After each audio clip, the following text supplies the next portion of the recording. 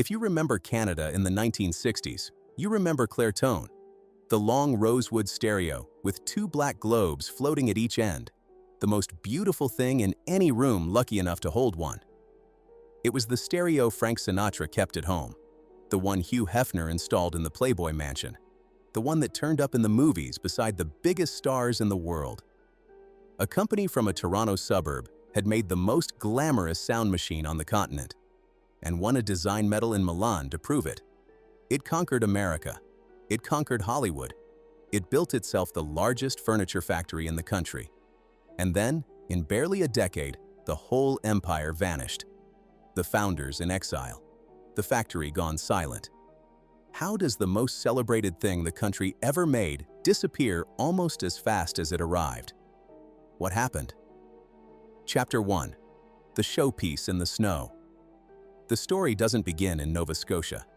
It begins in Toronto, in a city that was still deciding what it wanted to be. In the last years of the 1950s, Toronto was a place in a hurry. The war was more than a decade gone, the boom had arrived and stayed, and the city was swelling at its edges. Subdivisions and shopping plazas, bungalows with picture windows, new arrivals stepping off the trains from Halifax, and stopping here because here was where the work was. There was money now, in places there hadn't been money before.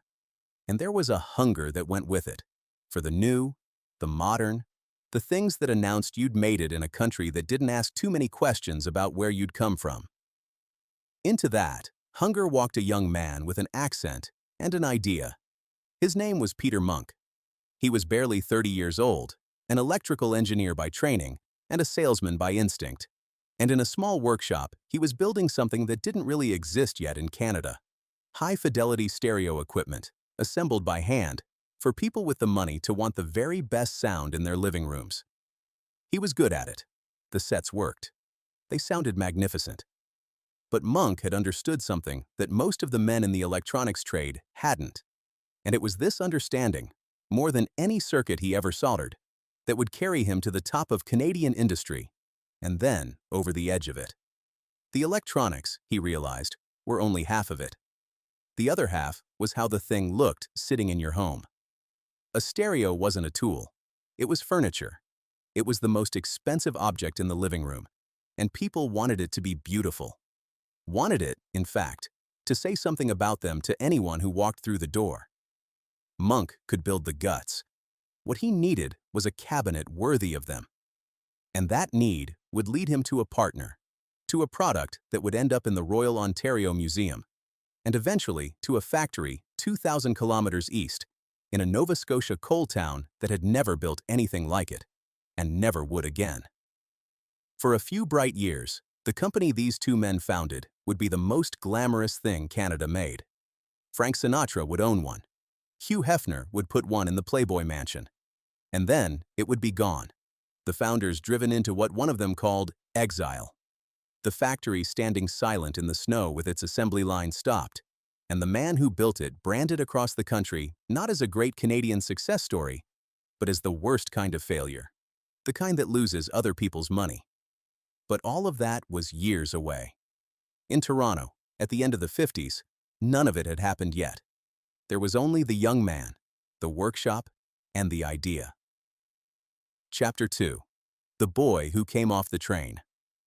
To understand Peter Monk, you have to understand that he had already survived the worst thing that can happen to a person before he ever set foot in Canada. He was born in Budapest on the 8th of November, 1927, into a family that had money and history in equal measure. Prosperous Hungarian Jews, bankers, with a line that traced back through generations of rabbis. The Monks were people of standing. Young Peter grew up in comfort, in a city that was one of the great capitals of Europe, with every expectation that the world would unfold for him the way it had unfolded for his father and his grandfather before him. Then, in the spring of 1944, the Germans marched into Hungary. What happened next was the defining fact of Peter Monk's life, though he rarely spoke of it in detail. His grandfather, Gabor Monk, Gabriel, was a man of resources and connections, and he used both. There was a train being assembled that spring, a rescue operation negotiated with the Nazi machinery of extermination, by a Hungarian Jewish lawyer named Rezo Kastner. More than 1,600 Jews would be carried out of Hungary on it, their passage purchased with cash and valuables extorted by the very people who would otherwise have murdered them. The grandfather bought the family's way on board. The train did not run straight to safety. It rolled instead through the gates of Bergen-Belsen, where its passengers were held for months while the negotiations dragged on, before it finally reached neutral Switzerland. Peter Monk was 16 years old. He came off that train alive in a Europe where most of the people he had grown up among did not. His mother endured Auschwitz and survived it. The family was scattered across the apparatus of the Holocaust, and, against the odds, much of it lived. A man who has been bought out of a death camp by his grandfather understands certain things early. He understands that the ground can open beneath you without warning. He understands that the difference between living and dying can come down to who has resources and who knows how to use them.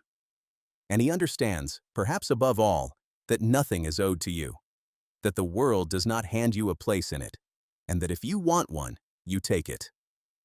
Monk's mother, the Auschwitz survivor, told him to go to Canada. He had an uncle there.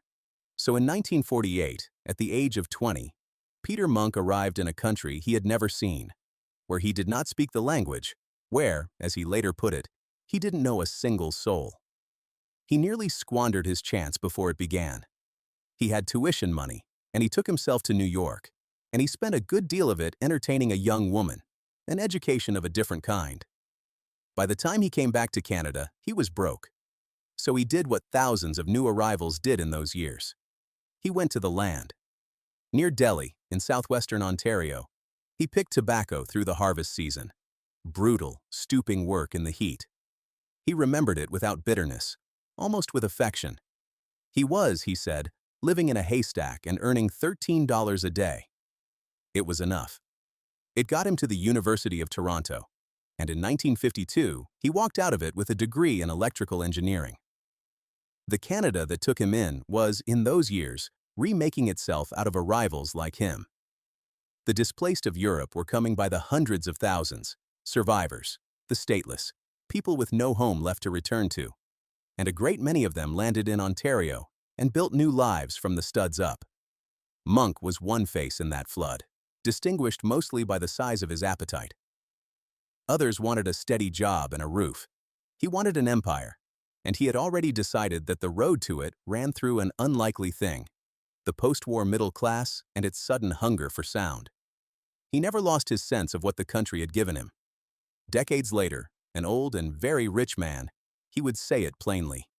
He had arrived not speaking the language, not knowing a dog, and Canada had not asked about his origins. It had concerned itself only with his destiny. The line was sincere, but it also carried, underneath it, the engine of the whole story. Because a man who feels he has been given a destiny tends to believe there are no limits on it. And Peter Monk had decided, early, what his destiny was going to look like. His father and grandfather and great-grandfather had each made $1 million before turning 30. 4 generations of monks. Peter intended to be the 4th, and he was running out of 20s. So he built stereos. He had the engineering, he had the charm, and he had a great deal of it. Everyone who met him remarked on it. He started assembling hi-fi sets for wealthy clients who wanted the best, and the sets were excellent, and the orders came. But the cabinets he could buy were ordinary, and Monk did not want to sell an ordinary thing. He wanted to sell the best object in the room. For that, he needed someone who understood beauty the way he understood circuits. He found him in a man who was, in almost every way, his opposite. Chapter 3. The Salesman and the Engineer. David Harrison Gilmore came from the kind of Canadian family that Peter Monk had only read about. He was born in Winnipeg on the 5th of November, 1931, and raised in Toronto, the son of an investment dealer named Adam Gilmore and an opera singer named Doris Godson Gilmore. Money and culture, the boardroom and the concert hall, that was the air David Gilmore grew up breathing. He was a tall, handsome, easy-mannered young man, the sort who walked into rooms as though he expected to be welcome in them, because he always had been. There is a story about him that tells you everything. When he was 16, his father offered him a choice. He could have seed money to start a business of his own, or he could have $10 a day and a ticket to travel Europe, alone. Most boys would have taken the cash. Gilmore took the trip. He spent his teenage years wandering the continent on a shoestring, and he always credited those months with teaching him more about how the world of commerce actually worked than any business school could have. He learned to read people. He learned what they wanted and what they would pay for it. He served briefly in the Governor General's Horse Guards, in the tank division, and studied management at the University of Toronto. And then he went into the business that would shape his eye forever. He founded an import company. It traded under names like Dansk Design and Scantrade, bringing Scandinavian furniture and giftware into Canada. This was the late 50s, and Danish modern was becoming the look of the aspirational North American home. Teak, rosewood, clean lines, organic curves, the absence of clutter. The work of designers like Arne Jacobsen and Hans Wegner. Gilmore didn't just sell it. He understood it. He knew exactly why a man with a new house in a new subdivision would pay a premium to have his living room look a particular way. The two men met at Diana Sweets, a restaurant near the University of Toronto campus, where students and young professionals went to talk. Monk had the electronics and the drive. Gilmore had the design sense and the furniture connections, and the social ease to sell to the kind of people Monk wanted as customers. A business associate would later put the partnership in a single sentence that nobody has ever improved on. David could smell a product, and Peter could make it commercially viable. It was a complete machine. Each man was exactly what the other lacked. The founding came in 1958. It was, like most beginnings, a matter of finding the money. Monk had married a young woman named Linda Joy Gutterson 2 years earlier, in 1956, and his new father-in-law, William J. Gutterson, the founder of Weber Pharmaceuticals, put in the first stake, somewhere in the neighborhood of $3,000. Gilmore mortgaged his house, and with that, in the suburbs of Toronto, Clairtone Sound Corporation came into being. The founding insight was simple, and it was Monk and Gilmore's together. Take superior solid-state electronics, the new transistor technology that was just then beginning to replace the old vacuum tubes, and marry it to cabinetry as beautiful as anything coming out of Copenhagen. Then don't sell it as an appliance. Sell it as a way of living. That distinction was everything. The other electronics companies sold sound. Clairtone would sell a lifestyle. Their advertisements wouldn't lead with wattage and frequency response. They'd lead with the room, the rosewood gleaming, an egg chair beside it, the suggestion that this was what success looked like, and you could have it for the price of a luxury object. The Danish modern influence ran through everything.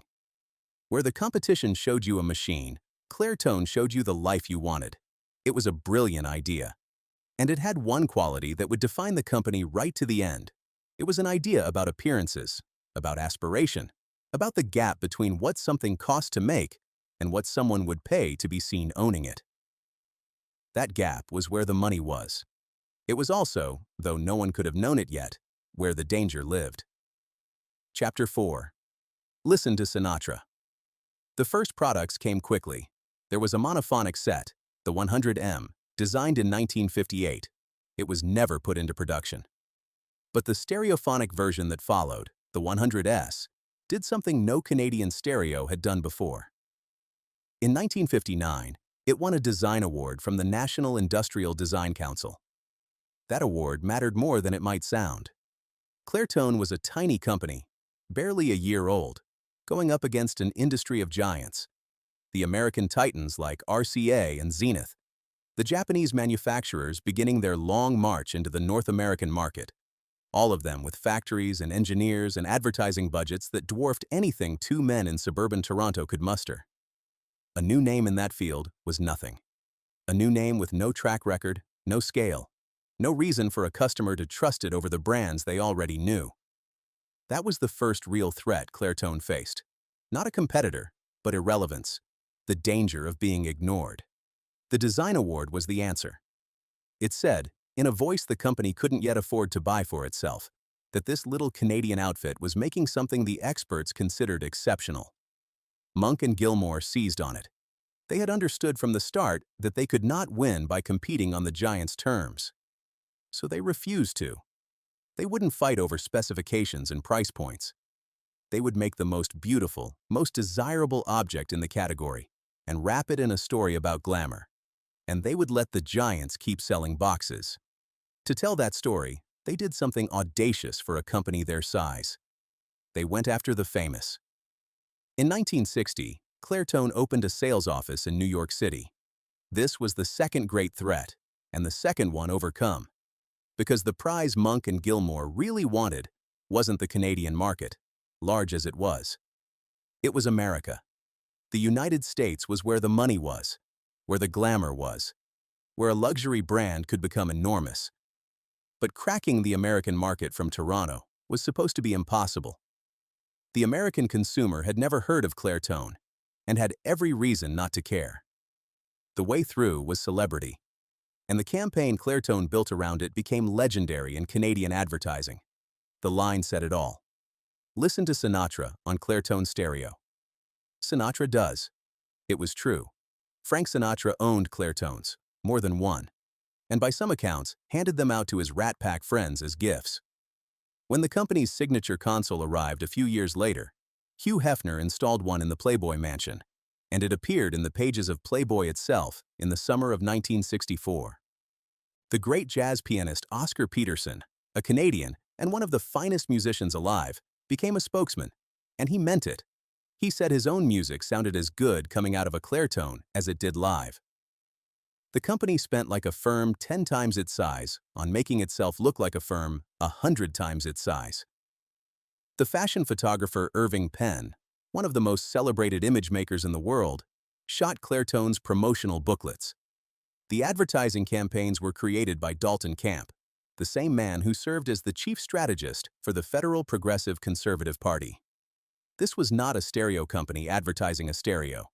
This was a Canadian luxury brand presenting itself to the world as the equal of anything made anywhere. What made it land was that the endorsements were largely real. Sinatra genuinely owned the sets and genuinely seemed to like them, and in the small, gossiping world of the famous, that mattered more than any purchased testimonial. A Clairtone became a thing the in-crowd had, passed by word of mouth from one celebrity living room to the next. The most effective advertising money can't directly buy. A company that couldn't have afforded to put its name on a billboard in Times Square had instead put it in Sinatra's house and let the rest of the world draw the obvious conclusion. And it worked. Clairtone broke into the most prestigious department stores in the United States: Bloomingdale's, Macy's, Abraham and Straus, Marshall Field's in Chicago. Roughly half of every stereo the company would eventually sell went south of the border, into American homes, sold to American customers who believed they were buying something at the very top of the market.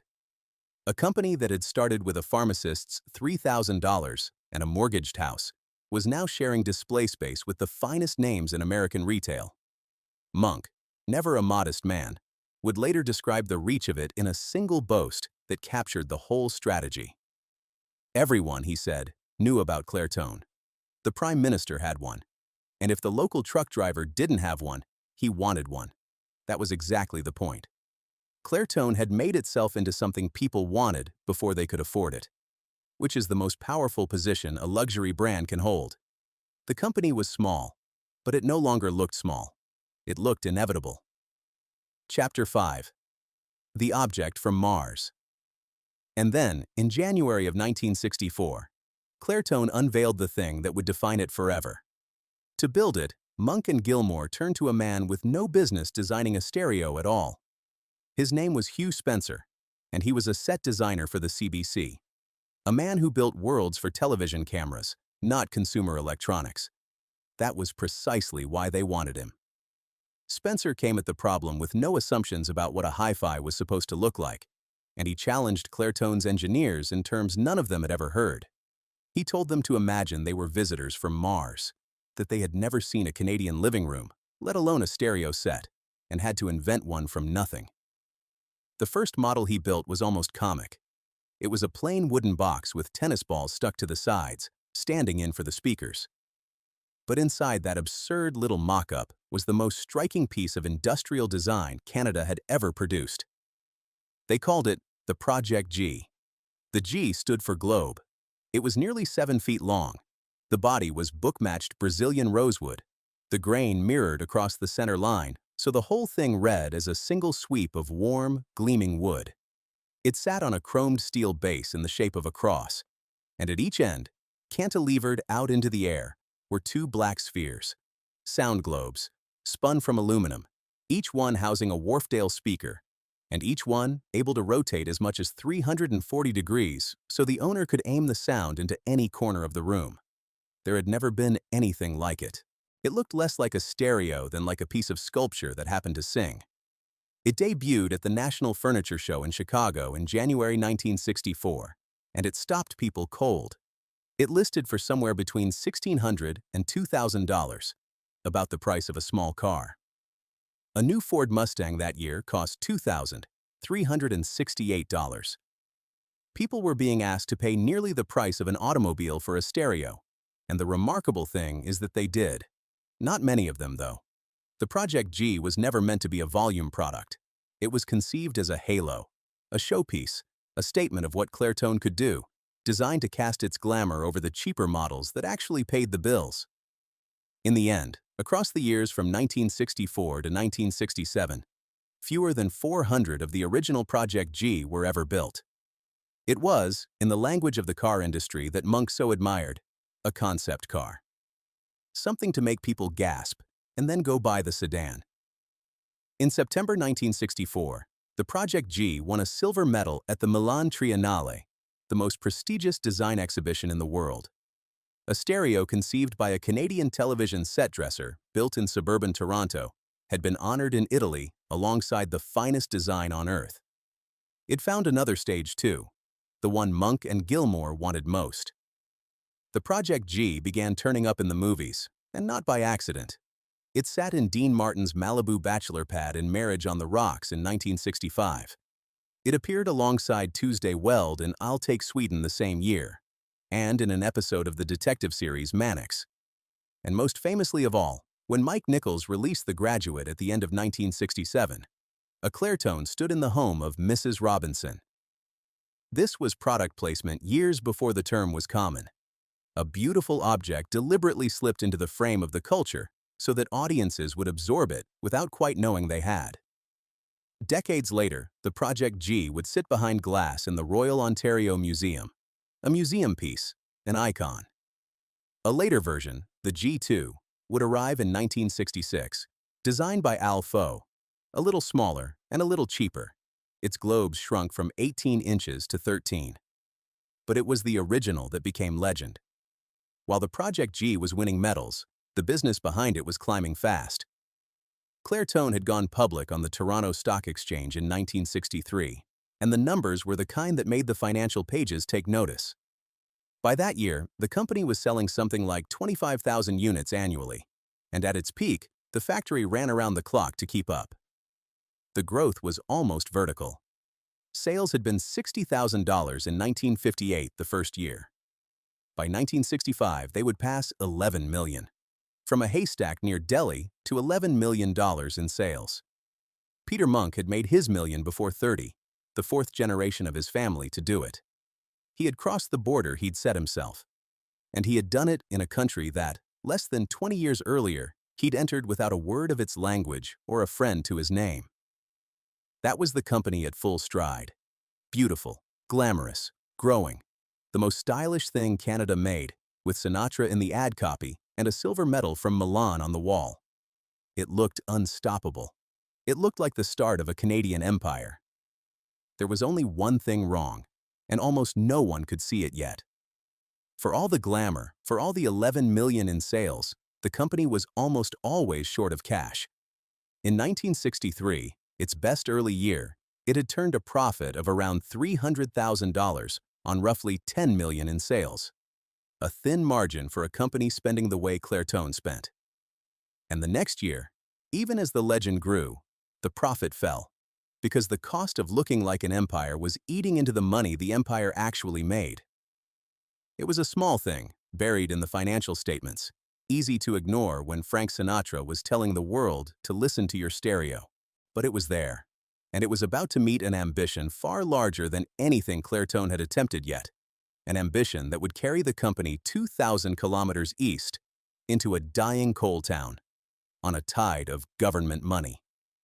Chapter 6. How a Clairtone was born. To understand what Clairtone was at its height, you had to go to Rexdale, on the western edge of Toronto, walk in out of the cold, and watch one of the consoles being made. Because a Clairtone was never assembled the way an ordinary radio was assembled, stamped out and screwed together and pushed down a line. It was built the way fine furniture is built, slowly, by hands that had spent years learning the difference between wood that has merely been cut and wood that has been understood.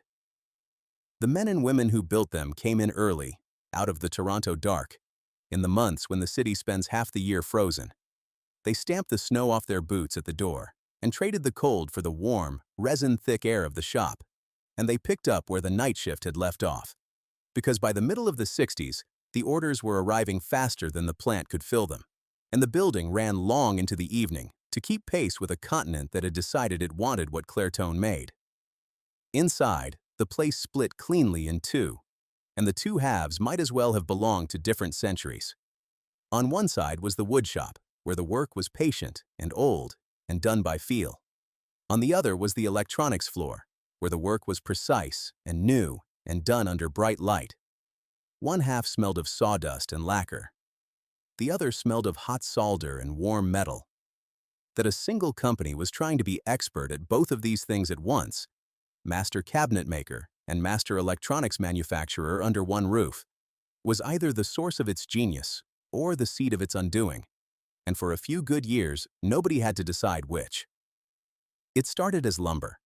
Brazilian rosewood arrived at the plant in flitches, heavy, dark, oily slabs, the grain running through them like weather across a sky. And the first thing that happened to it was the thing that mattered most. A skilled man would take a single slab and slice it into veneers thinner than card, and then he would open those slices the way you open the pages of a book, laying them side by side so that the grain on the left was the mirror image of the grain on the right. Book matching, it was called. Done well, the seam down the center of a cabinet top simply vanished, and the rosewood seemed to flow outward from its own spine, symmetrical and alive. Done badly, the whole illusion collapsed, and a $1,500 object looked like a kitchen cupboard. A man who could book match a rosewood top so the join disappeared was, in his way, worth more to Clairtone than any engineer in the building, because that seam was the very first thing a customer's eye would find, and the entire promise of the company lived or died in that first half-second of looking. Many of those men had learned their trade somewhere else. Toronto's furniture and cabinet shops in those years ran on the skill of European craftsmen who had crossed the Atlantic with their hands already trained. Italians, Germans, men from the woodworking towns of Central Europe who had served real apprenticeships before the war scattered them. They had brought something old to a young country, and Clairtone, with its appetite for rosewood and its Scandinavian modern ambitions, was exactly the kind of place that could use it. The accents on the shop floor were the accents of the whole post-war migration, bent over benches, doing work that wouldn't have been out of place in Copenhagen or Milan.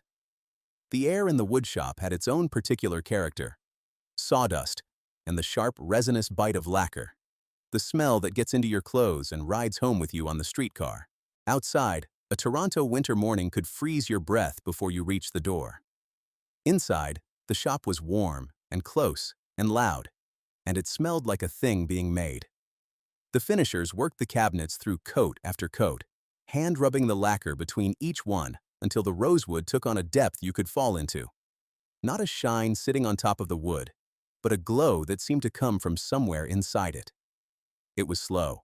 It could not be hurried. The finish was a third of the reason people paid what they paid. And then there was the other half of the building, the half that justified the word sound in Clairtone Sound Corporation. If the wood shop belonged to the old world, the electronics benches belonged to the new one. This was the early 60s, and the transistor was quietly overturning everything. The bulky, hot, fragile vacuum tube that had powered radios for 40 years was giving way to solid-state circuitry. Smaller, cooler, more reliable, the technology Monk had bet on from the very beginning. At the benches, the chassis came together under bright light and patient hands, the wiring run and checked, the components seated. Much of this close handwork, the fine soldering, the threading of wires, the assembly that demanded steadiness more than strength, was done by women, as electronics assembly tended to be in those years. Row upon row of them at the benches doing work that the rest of the world undervalued, precisely because it looked easy and wasn't. The speakers themselves were not Canadian at all. They came from Wharfdale, in Yorkshire, England, shipped across the ocean to sit at the heart of a Canadian console, a small British soul inside the rosewood body. It was the kind of detail that told you what Clairtone was reaching for. Only the best speakers in the world would do, and if the best came from England, then England is where they came from. Before any set left the plant, it was played. There was a room for it, a space where a finished console could be switched on and listened to, properly, the way its eventual owner would listen to it, the lights down and the music up, and a worker with a trained ear would stand there and judge whether what came out of those speakers was worthy of the wood that housed it. It was an unusual thing for a manufacturer to do, this final act of listening. Most companies tested that the machine worked. Clairtone tested that it sang. A console could pass every electrical check and still be sent back if the ear in that room wasn't satisfied, because the whole company rested on a promise that what you were buying was not a stereo, but an experience, and you cannot measure an experience with a meter. A Clairtone was not signed off because the lights came on. It was signed off because it sounded right. The last act was the marriage of the two worlds.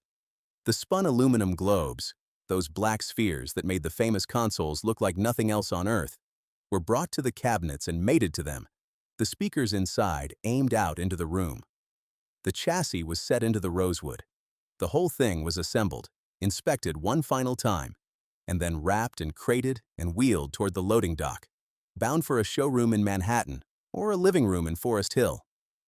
From the dock, the consoles went out across the continent, onto trucks bound for the American border, into rail cars headed for the great cities, each crate holding a thing that had taken days and many pairs of skilled hands to make. There was something almost absurd about the arithmetic of it, and Monk knew it better than anyone.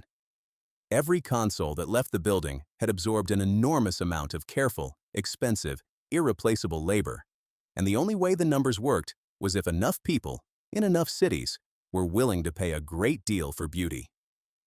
For now, they were. The orders kept coming. The dock kept loading.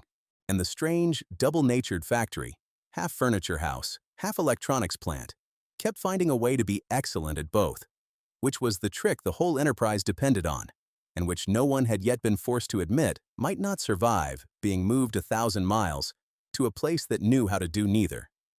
And the people who built it took a particular kind of pride in that moment, because they knew, everyone in the building knew, that what was rolling out the door was, by common agreement, the most beautiful object Canada was making. Not the cheapest, not the most beautiful. In a country that was used to building other people's designs under license, that was a rare and intoxicating thing to be part of. Chapter 7. The Company. Everyone wanted to work, for the men who made Clairtones knew they were making something special, and the men who designed them knew they had been handed something rare: permission. Hugh Spencer, the CBC set designer who had dreamed up the Project G with tennis balls glued to a wooden box, was not the only outsider Clairtone trusted with its name. The company had built itself around a conviction that ran against every instinct of the electronics industry, that the people who should shape a stereo were not engineers thinking about speaker placement, but artists thinking about how a room should feel.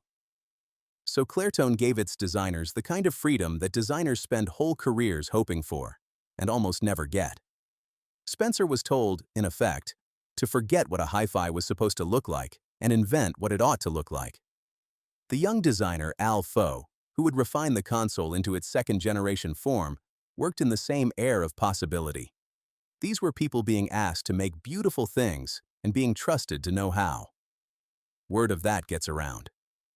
Clairtone became, for a stretch in the mid-60s, the most exciting place a Canadian designer could imagine working.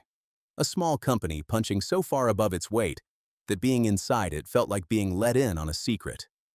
The community Clairtone built was not a mill town. There was no company gate in Rexdale where 3 generations of the same family punched in. No union hall, no row houses in the factory's shadow. Clairtone's world was a different kind of community. The dealers and the showrooms, the designers and the photographers, the buyers at the great department stores, and the salesmen on the floor in Manhattan. The whole ecosystem of taste that carried a rosewood console from a workbench in Toronto to a penthouse in New York. It was a network held together by glamour, and for a few years the glamour was real enough to hold it. But there was a smaller, quieter community too, the one that actually made the things, and it spoke in a dozen accents at the lunch table. The European craftsmen who veneered and finished the cabinets had come to Toronto in the great post-war wave, and the factory floor was one of the places where the new Canada was being assembled along with the consoles. The Italian who had apprenticed before the war, the German who had learned joinery in a tradition centuries old, the men from the displaced towns of the East who had carried nothing across the ocean except what was in their hands. For them, work like this was more than a paycheck. It was the chance to do, in a new country, the skilled thing they had been trained to do in an old one, and to do it on an object that the whole continent admired. There is a particular dignity in that, in being a craftsman whose work is wanted, and Clairtone, for all its later sins, gave that dignity to a great many people who had arrived in Canada with very little else. And at the center of everything were the 2 men whose opposite natures had made it all possible. Peter Monk and David Gilmour, at the height of Clairtone, were a sight to behold. The driven, charming engineer and the suave, easy patrician, each doing the half of the job the other couldn't. In a meeting with a New York buyer, Gilmour was the one who put everyone at ease, who spoke the language of taste fluently because he had grown up speaking it, who could make a hard-nosed department store man feel that stocking Clairtone was less a purchase than an act of discernment. Monk was the engine behind the charm, the relentlessness, the appetite, the absolute refusal to believe that a company born in a Toronto suburb couldn't sit at the same table as the giants. Gilmour opened the door. Monk made sure there was something worth selling on the other side of it. Together, they were more than the sum of their parts. And watching them work, people sometimes forgot how young the company really was, how thin its cash was underneath, how much of the empire was confidence held aloft by sheer momentum. It belonged, too, to a particular moment in the life of the country. The mid-60s were a confident time in Canada, a young, modern, outward-looking confidence that would crest in 1967, the centennial year, when the country threw open the doors of Expo in Montreal and showed the world a Canada that built things, designed things, imagined things. Clairtone was a piece of that mood before the mood even had a name. Here was proof that Canadians didn't have to spend the century assembling other nations' products in branch plants. They could make something the world actually wanted, something with a Canadian name on it, something Frank Sinatra kept in his own living room. For a country quietly tired of being a supplier of raw materials and a builder of someone else's designs, Clairtone was a small, gleaming act of defiance. The people who worked there felt it. You don't take that kind of care over a seam in a piece of veneer for a company you're ashamed of. You take it because you believe the thing leaving the building is worth the trouble. And because, for a little while in the middle of the 1960s, working at Clairtone meant working at the place that made the most admired object in the country. Chapter 8. The Canadian Exception. There is a particular ache in the Canadian industrial story, and it has a name from the same era, the Avro Arrow. In 1959, just before Clairton found its feet, the Canadian government had cancelled the Arrow, a supersonic interceptor designed and built in Ontario that was, by many accounts, among the most advanced aircraft in the world. The cancellation was a national wound that never fully closed. The completed planes were ordered cut up for scrap. The engineers scattered, many of them south of the border to work on the American space program. The Arrow became the great Canadian what might have been, proof, in the national imagination, that this was a country that could build something extraordinary and then somehow contrive to throw it away. And then, a few years later, came Clairtone. And for a brief, bright window, it looked like the opposite story. Here was a Canadian creation that hadn't been canceled or scrapped or handed to foreigners. It had gone out into the world and won. It had won design medals in Milan. It had won the living rooms of Hollywood and the pages of the most glamorous magazines on the continent. Where the Arrow was a triumph the country had destroyed, Clairtone was a triumph the country got to keep. Canadian-owned, Canadian-designed, and selling its luxury back into the very American market that usually sold everything to Canada. That reversal was the heart of Clairtone's dominance, and it was a genuinely unusual thing. The ordinary current of North American commerce ran one way: American capital and American products flowing north across the border into a Canadian market that mostly assembled and consumed them. Clairtone ran against that current. Roughly half of everything it made went south, into American homes, sold to American buyers who believed, correctly, that they were buying something at the very top of the market. A console designed by a Canadian television set dresser and finished by an immigrant craftsman in suburban Toronto sat in penthouses in Manhattan and mansions in California, and the people who owned them were proud to. For a country with a deep, half-conscious sense of itself as the junior partner, the smaller market, the place where decisions got made somewhere else, that was something close to vindication. Winning that shelf space had been no small thing. The great American department stores did not hand floor space to unknown foreign brands out of charity. They had their own loyalties, their own domestic suppliers, their own deep suspicion of a Canadian outfit claiming to belong at the top of the market. Clairtone got in the way.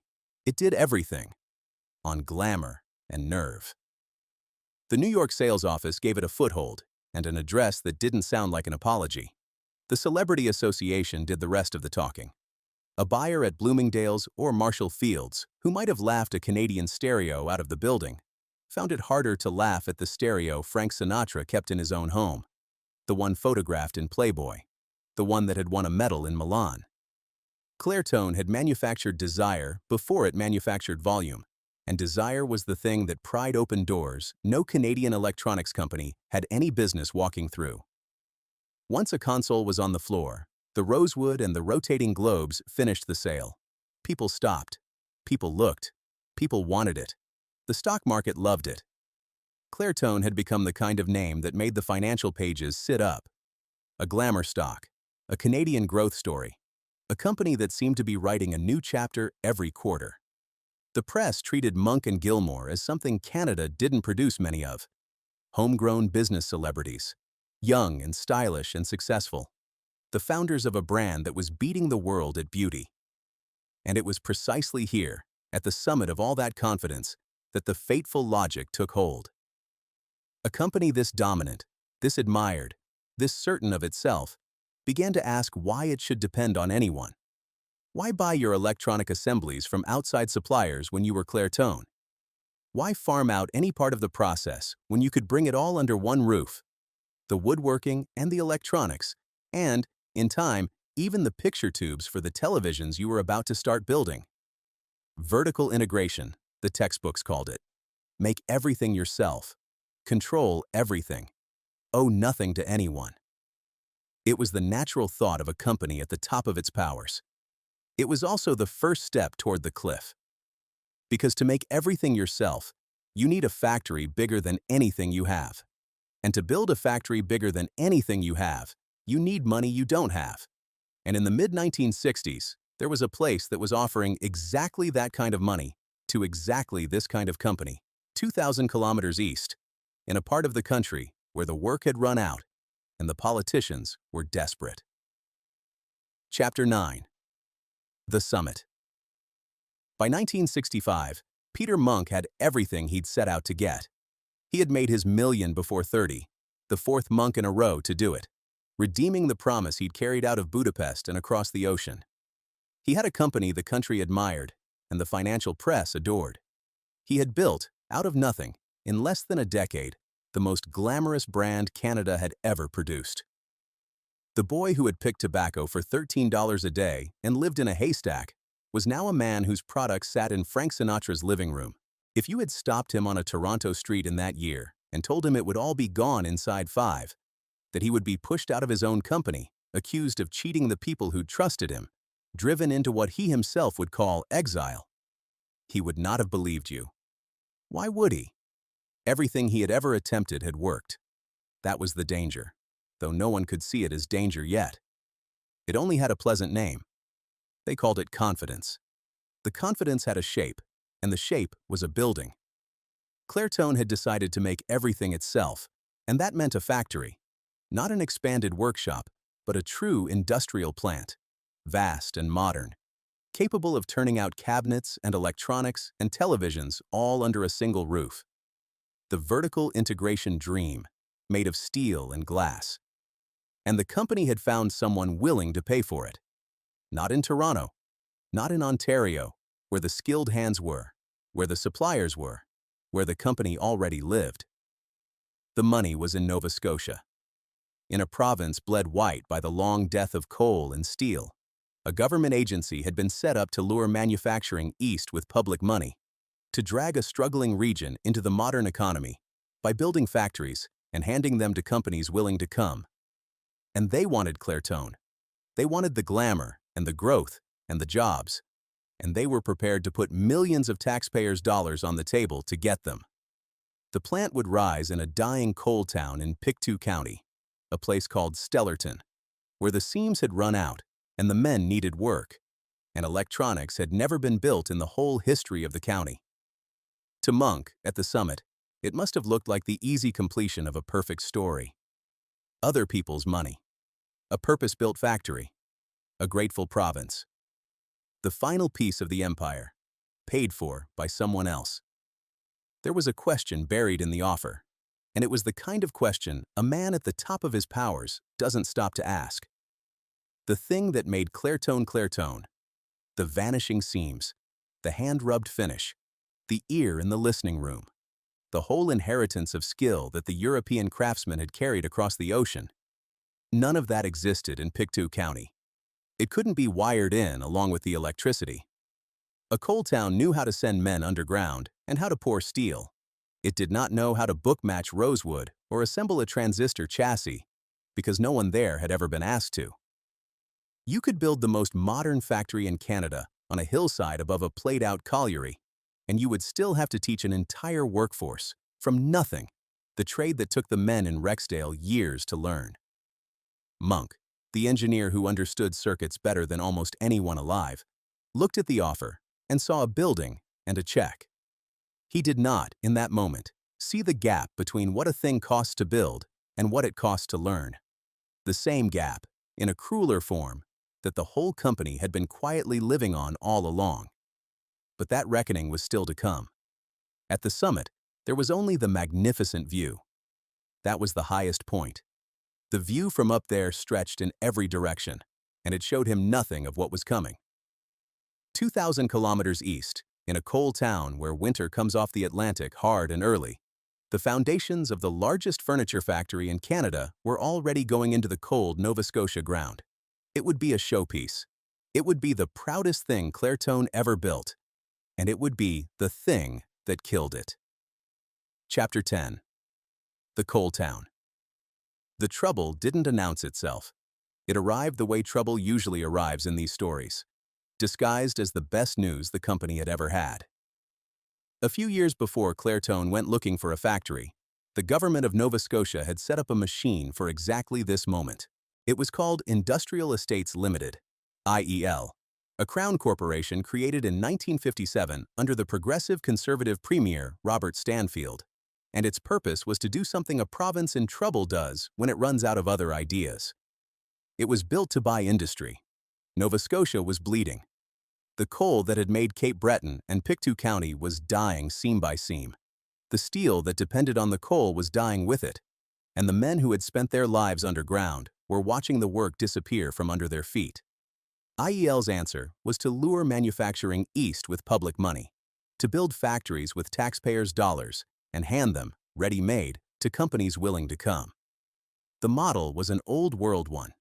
IEL was patterned on Britain's northeast trading estates, the schemes that had tried to drag jobs into the depressed industrial north of England between the wars, which meant that the agency about to reshape Clairtone's fate was itself a Canadian copy of a British attempt to solve the same kind of problem in the same kind of place. The pattern travels. The Maritimes and the north of England have always recognized each other. The desperation was not abstract. In 1958, the year Clairtone was born in a Toronto suburb, the ground had literally collapsed beneath the miners of Spring Hill, not far away. A bump, they called it. The deep earth shifting and crushing the tunnels, killing dozens of men and making headlines around the world. That was the Nova Scotia that IEL had been built to rescue, a province where the work that had defined it for a century was either killing the men who did it or simply running out from under them. And for a while, the agency seemed to be pulling off the impossible. It had landed real prizes: a Volvo assembly operation, the seeds of a Michelin presence, a Swedish pulp giant. In the early 60s, IEL looked like one of the few genuinely good ideas a struggling province had ever had, and the gamble of buying industry with public money looked less like recklessness than like vision. So catching Clairtone was supposed to be the crowning catch. Not a struggling firm being propped up, but a young, glamorous, fast-growing brand the whole continent admired, brought home to a coal county that needed, more than it needed almost anything, a reason to believe in itself. From the province's side of the table, it was a triumph. From Clairtone's side, it was free money and a free factory. At the precise moment the company had decided it wanted to build an empire and didn't have the cash to do it. Two parties, each convinced the other was the answer to its problems. Those are the deals that go wrong. And the man running IEL was a man with a particular interest in where the money landed. Its first president, who took the job for $1 a year, was Frank Sobey, the grocery magnate whose name still sits over supermarkets across the country. Sobey was a formidable figure, and he was something else besides. He had been the mayor of Stellarton, a small coal town in Pictou County, from 1937 to 1959. Stellarton was his place, and Sobey, by the accounts of people who watched him work, used his considerable clout to make sure his hometown got more than its fair share of the industries IEL went out and caught. There was one more thread in the knot, too, and it is the kind of thread that tightens slowly. Frank Sobey had been an early investor in Clairtone. That tangle of interests, the agency president, who was also the town's former mayor, and one of the company's own backers, would not pass muster today, and it raised eyebrows even then. But these were the unembarrassed arrangements of a small province trying to save itself, where everyone of consequence knew everyone else, and the line between the public good and private interest was drawn lightly, if at all. Sobey was not a villain. He was a man pulling every lever within reach to drag prosperity toward the place he came from. And if some of those levers happened to favor a company he had money in, that was, in the moral arithmetic of the time and the place, simply how things got done. The danger was never some cartoon corruption. The danger was subtler and more human. Decisions this large were being made by men who were too close to them and too invested in their success to see the risks clearly. So when Clairtone, at the height of its confidence, decided it needed a great factory to make everything itself, the offer that came back was almost too good to refuse. IEL would build the plant, 250,000 square feet of it, and finance it, starting with close to $8 million in mortgage money. The province would add tax breaks and grants to train the workers. Clairtone would get its empire, and someone else would pay to build it. The site would be near Stellarton, pitched as conveniently close to the American Eastern Seaboard. That it was also Frank Sobey's hometown was, depending on who was telling the story, either a happy coincidence or the whole point. What nobody at the table seemed willing to say out loud was the thing that should have stopped the deal cold.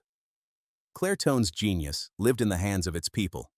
The men who could make a rosewood seam vanish, the ear in the listening room, the European craftsmen who had carried their trade across an ocean.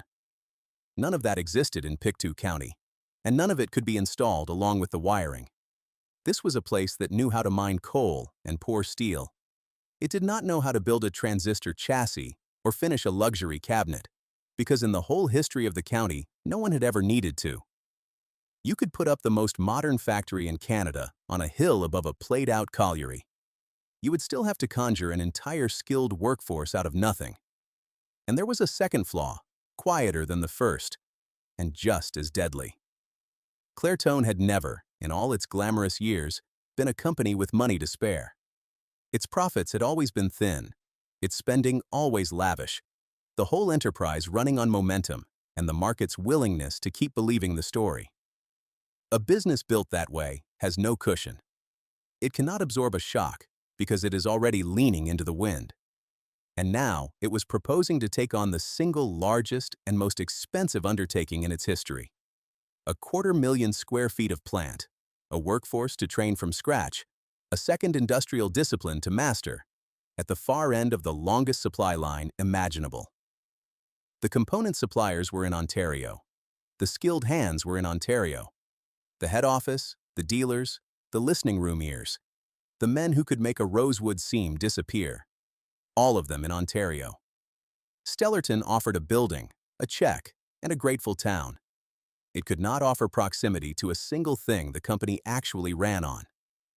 From the moment the deal was signed, Clairtone would be trying to run its most ambitious operation 2,000 kilometers from its own brain. There was a man inside IEL who understood how dangerous the politics around these deals could get. Robert Manooge, the agency's longtime general manager, would say later, plainly, that the decisions that sank IEL were political ones. He had watched money and judgment get pulled in directions that had nothing to do with whether a thing could actually be built. He would have cause to say it about Clairtone. But in November of 1964, none of that was the story. The story was a deal, signed, sealed, celebrated. Clairtone was going to build its future 2,000 kilometers from the suppliers, the skilled hands, and the head office that had made it. It was going to build it in a coal town that had everything the company was promised it needed and lacked the only thing that actually mattered. Chapter 11. The Showpiece. The factory opened on the 21st of June, 1966, and for one day it was everything they had promised it would be. It was magnificent. 7 acres under roof, divisions for television and electronic chassis and cabinetry, and final assembly, research laboratories, the works. Monk called it a showpiece of design excellence, embodying every modern aid to efficiency. And he was not wrong about the building. Almost by accident, it had become the largest furniture manufacturing plant in the whole of Canada. At its peak, it would put around 1,250 people to work in a county where work had been vanishing for a generation. You can picture the opening. The dignitaries, the ribbon, the premier of the province come down to Pictou County to stand beside the young tycoon and his beautiful factory. The local papers full of it.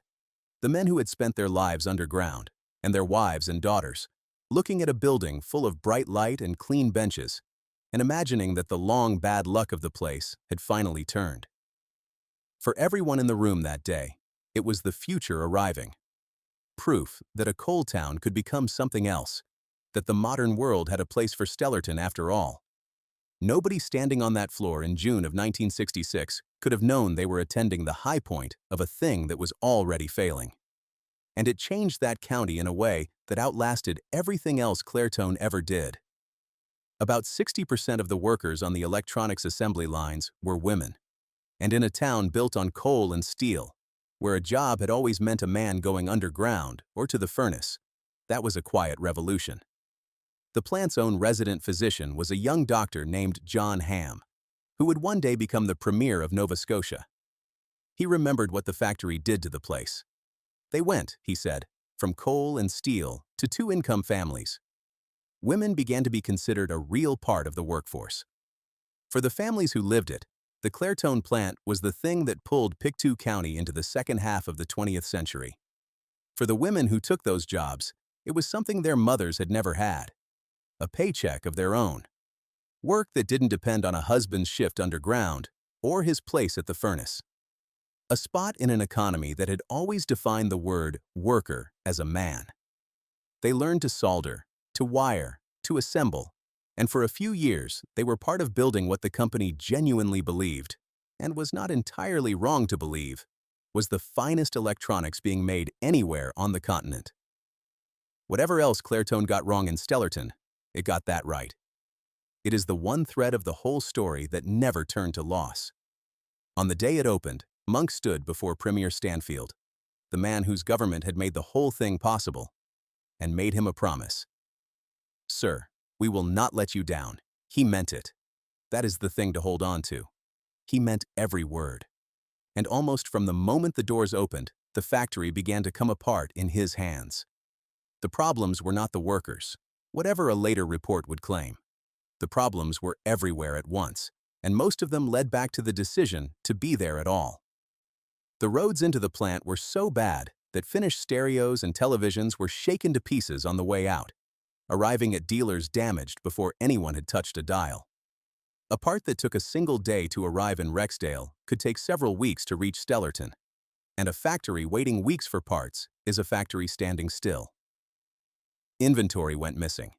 Unidentified components piled up on the floor with no one sure where they belonged. The cost controls, in the blunt verdict of Monk's own daughter Nina, writing years afterward, were non-existent. The assembly line, the beating heart of the operation, seldom, if ever, ran at full speed or full capacity. Consider the simple arithmetic of it from inside the plant. A line goes down because one small component has run out. In Rexdale, the replacement is across the city by morning, and the line is moving again the same day. In Stellarton, the request travels 2,000 kilometers, and the part travels 2,000 kilometers back, and a line that should have lost a day loses 3 weeks. 3 weeks of paying a room full of workers to stand beside machinery that cannot move. Meanwhile, the consoles and televisions that do get finished are loaded onto trucks and shaken half to pieces on roads that were never built to carry precision electronics, so that some of them reach the dealer already broken, ready to be shipped the same impossible distance back. Every one of these failures cost money, and money was the one thing the company had never had enough of, even in the years when everything was going right. And then there is the document that has to be handled with care, because it tells you as much about the people who wrote it as about the people it describes. In 1967, Clairtone's management commissioned a confidential study of what was going wrong, and the study reached for the cruelest available answer. It blamed the local population.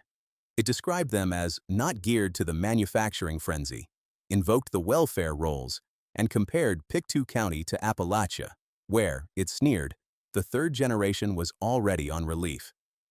It is an ugly piece of writing, and it should be read for what it was: the sound of a management searching for somewhere to put the failure that was not the boardroom. The workers of Pictou County had been asked to learn, overnight and from scratch, a trade that had taken the men in Toronto years to master, in a plant fed by broken roads and starved of parts, run by a company whose costs were out of control. That they did not instantly become a world-class electronics workforce was not a moral failing. It was the entirely predictable result of a decision made 2 years earlier by men 1,000 miles away, who had seen a free factory and a check and had not stopped to ask what it would cost to teach a coal town to do something it had never done. Training takes time, and time is money, and money was exactly what Clairtone did not have. The men who could finish a cabinet to the company's standard in Rexdale had served apprenticeships measured in years. The ear in the listening room had spent a career learning what right sounded like. None of that transfers in a single season, however willing the worker, however bright the new building. What the company needed in Stellarton was time and patience and deep enough pockets to carry the losses while an entire workforce learned a hard trade from the beginning, and it had none of the three. It had a payroll due every Friday, a product that had to ship, and creditors who did not care that the people on the line were still finding their way. So the line ran slow. The defects piled up. The costs ran past every budget. And week by week, the distance widened between the showpiece in the brochure and the struggling plant on the hill. Dr. Ham, who watched it from the inside, put the truth of it as gently as anyone could. The company, he said, simply didn't have enough money for what it was trying to do.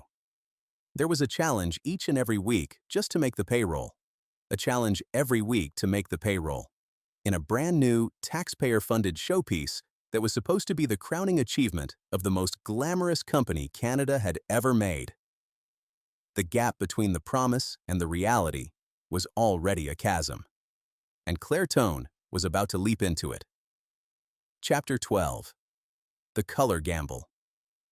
The decision that finished the company was the one that should have been easiest to avoid, because Clairtone had no business making it at all. It was color television. The company decided, in the middle of all its troubles, to start manufacturing color TV sets. And as the museum that now tells this story dryly notes, color television was brand new, and Clairtone had no previous experience building so much as a black and white set.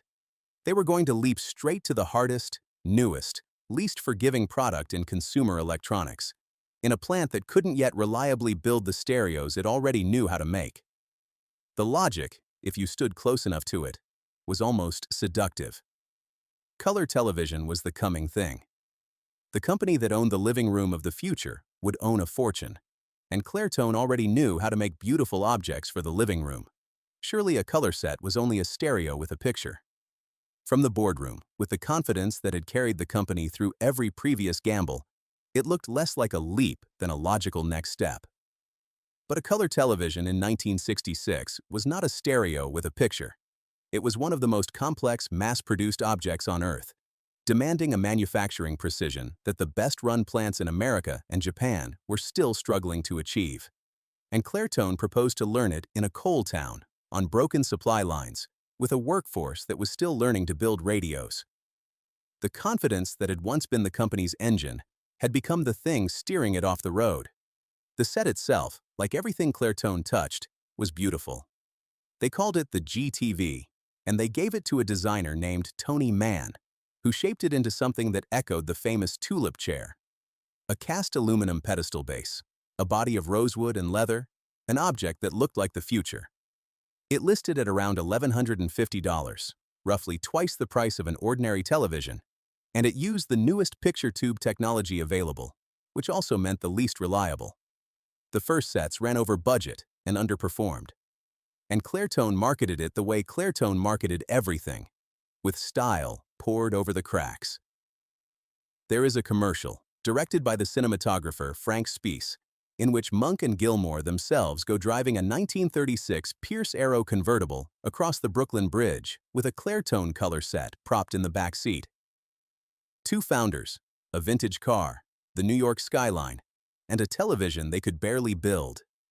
It is, in hindsight, almost unbearably poignant. Canadian swagger at full volume, filmed at the exact moment the ground was giving way.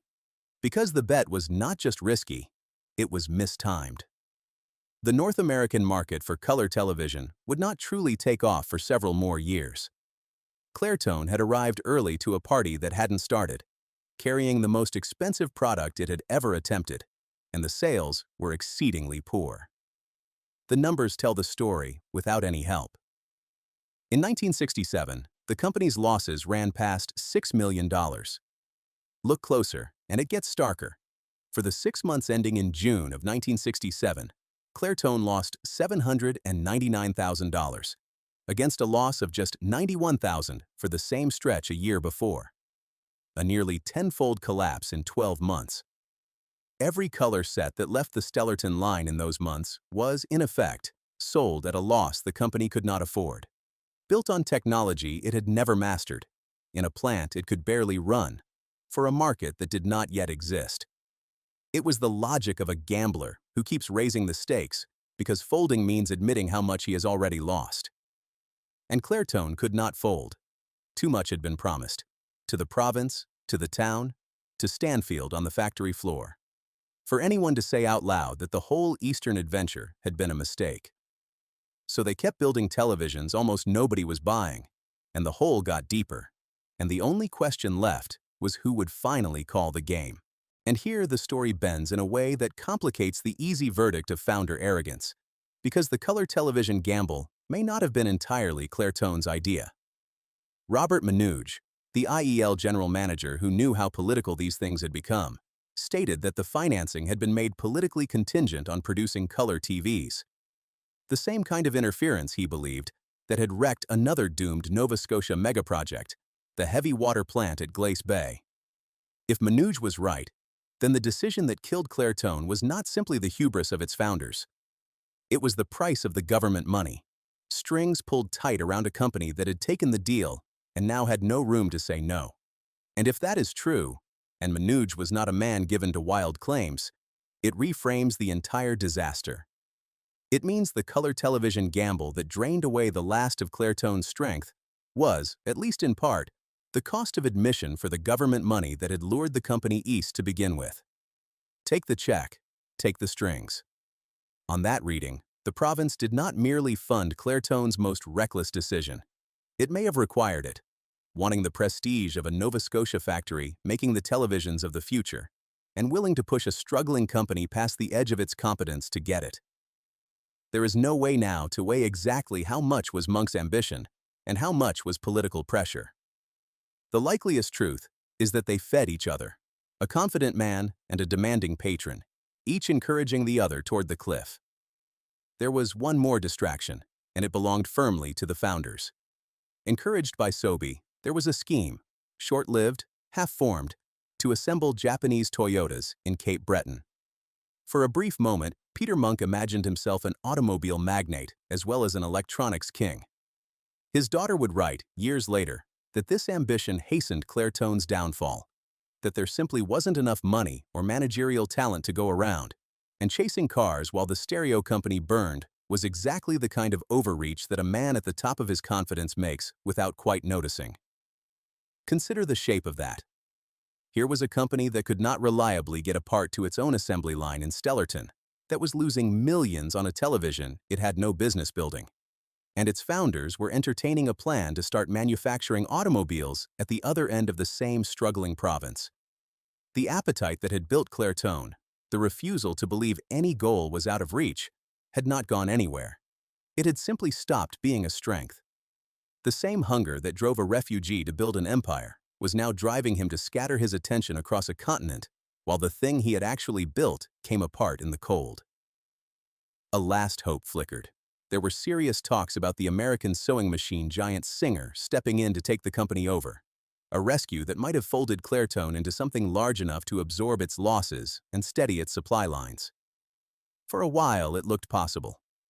Then the talks fell through. The way the color television market had failed to arrive, and the roads had failed to hold together, quietly and at the worst possible moment. And as the losses mounted and the rescues failed one by one, IEL, the Crown Corporation that had built the plant, kept buying its way deeper in, increasing its stake through bonds and loans, until the question was no longer whether the province controlled Clairtone, but when it would simply take it. Chapter 13. The Collapse. By the autumn of 1967, two things had changed at once. The company was dying, and the politics had turned cold. Robert Stanfield, the premier who had built IEL, who had taken Monk's promise on the factory floor, left provincial politics that year to run for the federal progressive conservative leadership. He won it, and the man who replaced him as premier of Nova Scotia, George Isaac Smith, did not like Peter Monk.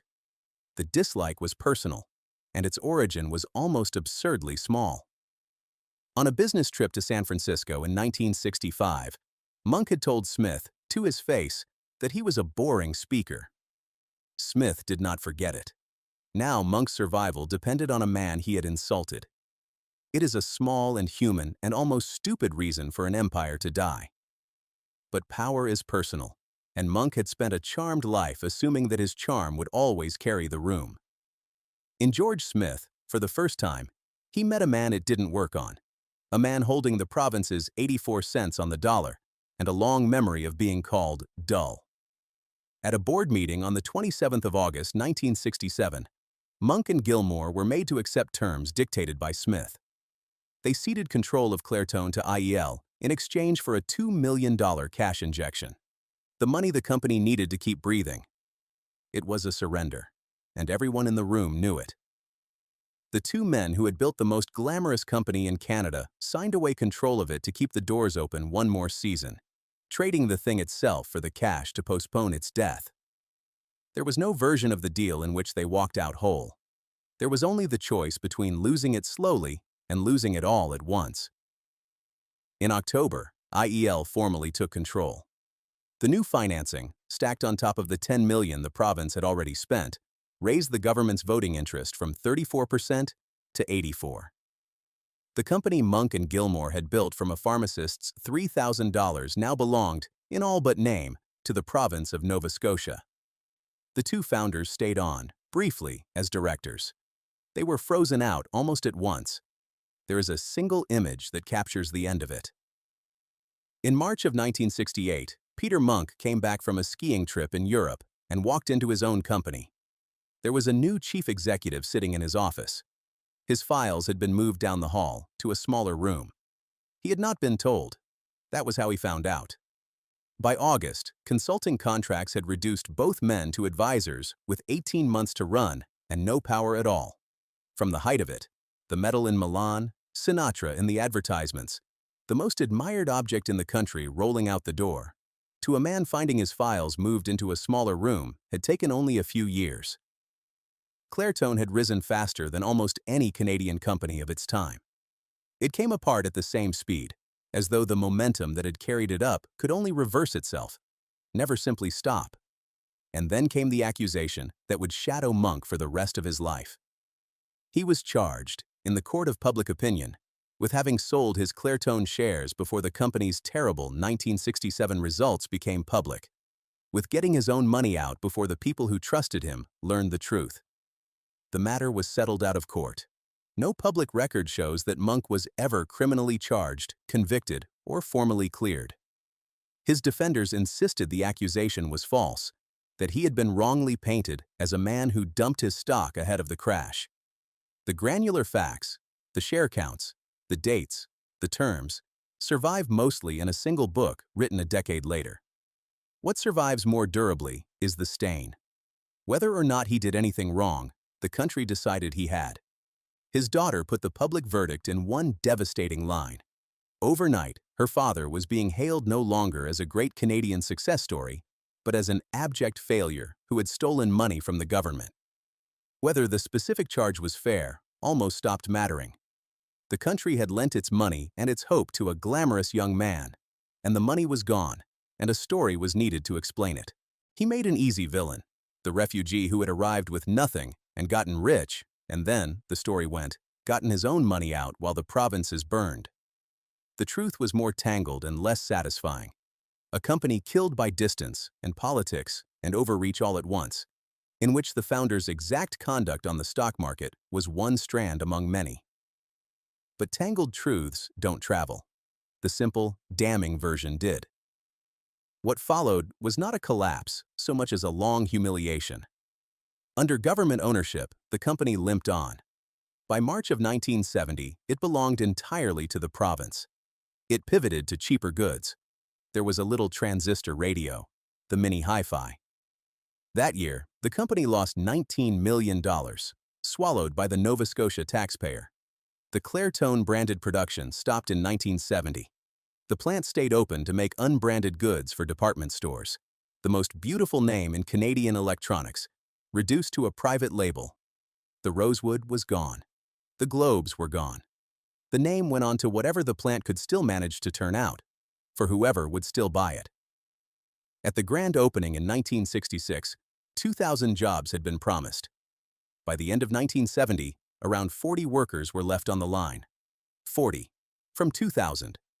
The brand that Frank Sinatra had endorsed, that had won a medal in Milan, that had sat in the Playboy mansion, ended its days as a prize. Clairtone products were given away to shoppers at Loblaws as the reward in a grocery store contest.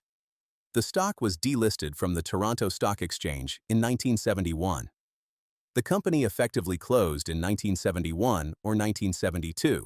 The sources disagree, as they do about most of the ending. The empty corporate shell would not be formally dissolved until 1979. When the counting was done, the government of Nova Scotia had lost somewhere between $25 and $28 million of public money on the dream. The exact figure depending on who is doing the arithmetic, and none of the figures small. The political reckoning came too. The agency that had once been Robert Stanfield's proudest creation, the thing that had helped carry him toward the national stage, became, alongside the Glace Bay heavy water disaster, a byword for everything that goes wrong when the impulse to create jobs collides with the impulse to win elections. Robert Menuge's verdict held, the decisions that sank IEL were political ones. In 1970, Gerald Reagan's Liberals took power, and the long conservative reign that had begun with such optimism, with Volvo and Michelin and a glamorous stereo company, came to an end. In Pictou County, around 1,250 jobs were simply gone. Some of the people who'd held them packed up and left for Ontario, joining a maritime exodus that had been running for 100 years and would run for 100 more. The cruelty of it was specific. The plant had pulled a generation of Pictou County into a new kind of work, taught its women to build the finest electronics on the continent, given a coal town a glimpse of a different future, and then closed the door, leaving the skills it had created with nowhere to use them. It was not that the good work had never come. It was that it had come, and been real, and then been taken away. Dr. Ham, who had seen the whole arc, called it what it was. For a few years, he said, they had been building the very best electronics equipment in North America. It had been a magical time, and it quickly fell apart. Chapter 14. Aftermath and Ruins. For the workers of Pictou County, the end was quieter than the headlines. There was no single great layoff to mark the day. The plant had been shedding people for 2 years already. 40 here, 100 there. The line thinning shift by shift until there was almost no one left to let go. Some found work elsewhere in the county, in what little there was. Many did what Maritimers had done for a century and went down the road to Ontario, carrying the skills the factory had given them to places that could finally use them. But something stayed behind, and it was the best thing the whole misadventure ever made. The women who had learned to build electronics did not simply go back to the way things had been before. The idea that a woman in a Pictou County coal town might hold a real job, earn a real paycheck, be counted as a worker in her own right. That idea did not pack up and leave when the plant closed. It had arrived, and it stayed. That was the strange inheritance of Clairtone, a business catastrophe that had, almost as an accident, changed what a life could look like in that corner of Nova Scotia. Peter Monk did not stay to watch the end.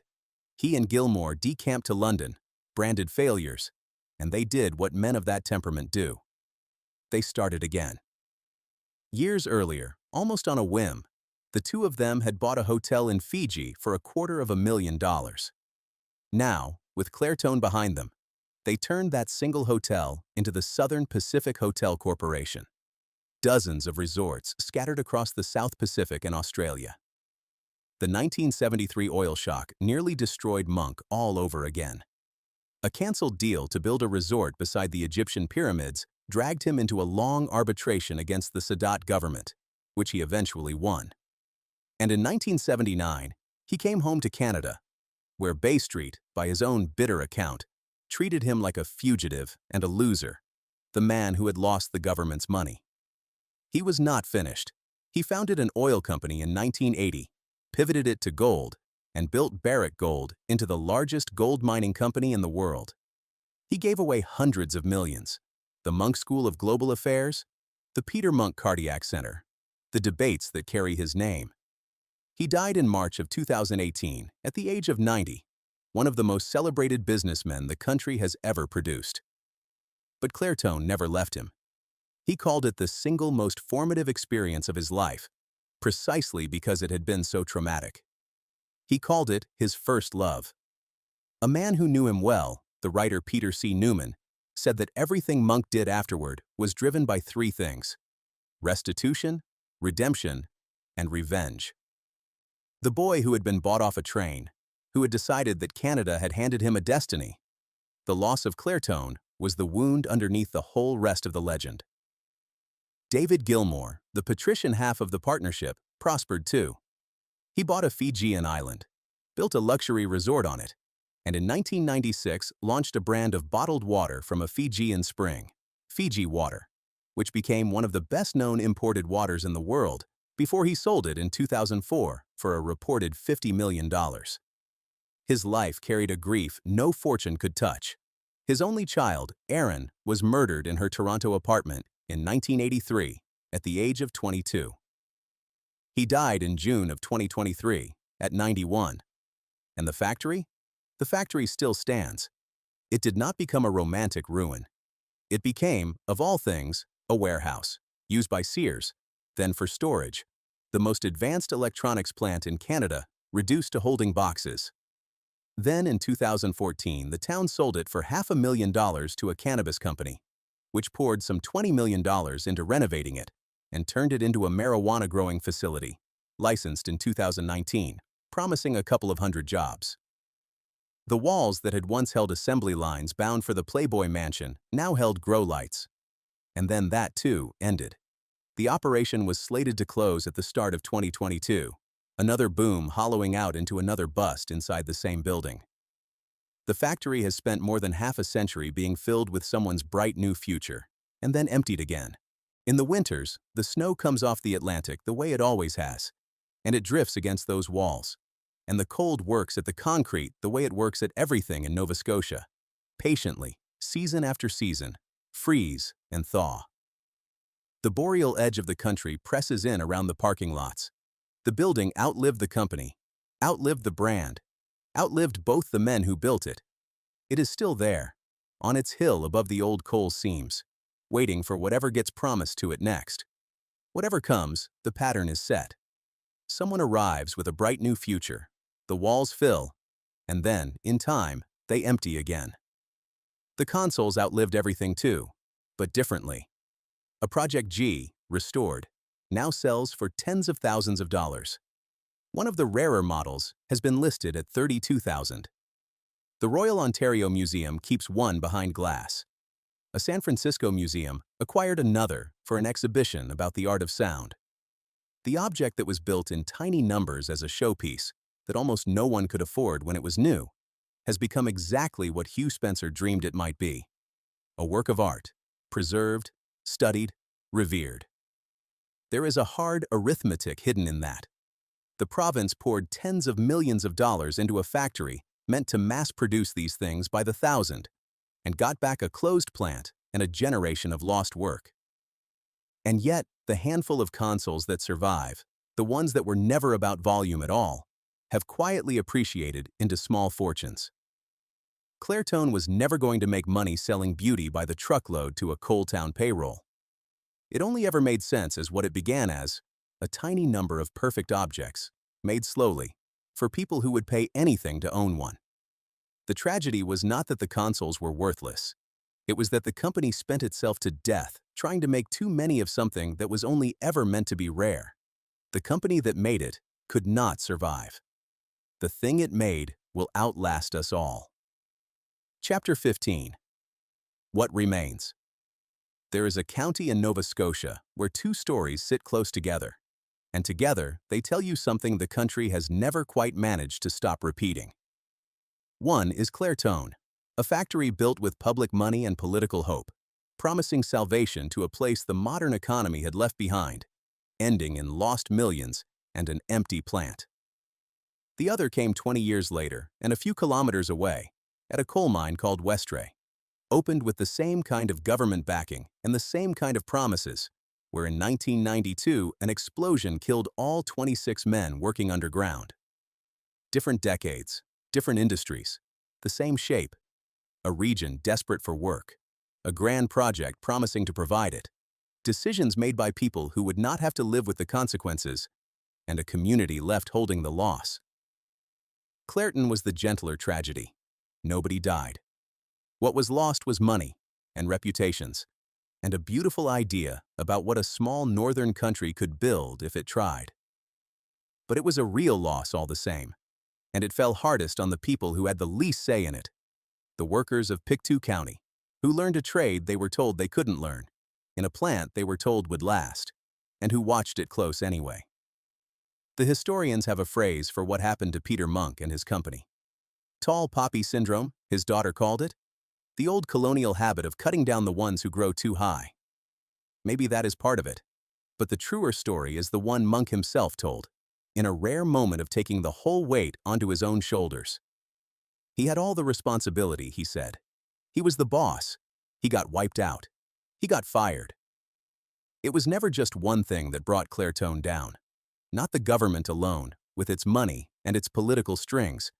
Not the founders alone, with their color television gamble and their dreams of building cars. Not the coal town alone, asked to do the impossible on broken roads. It was all of it, braided together. The help that was meant to save the company, and the ambition that was meant to crown it, pulling in the same fatal direction. And underneath all of it ran the oldest pattern of all, the one that has shaped this country's edges since before it was a country. The center and the margin, the place with the capital and the place that needs the work. Clairtone was a Toronto company that died in Nova Scotia, undone in part by the distance between where the money and the skill lived and where the jobs were wanted. The same gap, drawn across 2,000 kilometers of a young nation, that the whole story had been about from the moment the deal was signed. The factory went up where it was needed, not where it could survive. That, in the end, is the most Canadian thing about it. Somewhere tonight, in a museum, the black globes of a Project G sit angled out into a room, exactly as a designer once imagined them, the rosewood still glowing under the lights. And 2,000 kilometers to the east, on a hill above the old seams, the great factory stands in the snow, dark and quiet, the largest thing of its kind the country ever built, holding nothing now but the cold. The most beautiful object the country ever made, and the most expensive lesson it never quite learned.